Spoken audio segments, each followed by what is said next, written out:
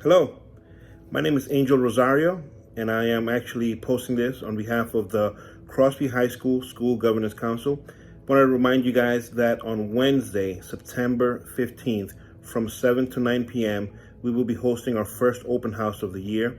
We would like to invite you, if you're a parent, a student, or a family member of a student, we would like to invite you to attend the open house so that you could learn a little bit about some of the programs that we have going on in the school. And so we could also help you out with some of the tools that we have available for our students.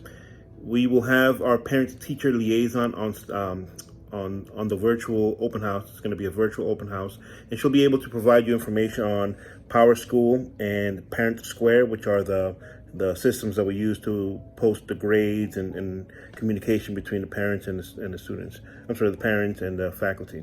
There's also going to be some more information on the McKinney Vento Information, which is a program that provides support to children and youth that lack a fixed and regular adequate nighttime residence, such as also if you have any homeless youth that are not living with a parent or a guardian, we'll give you some information on that.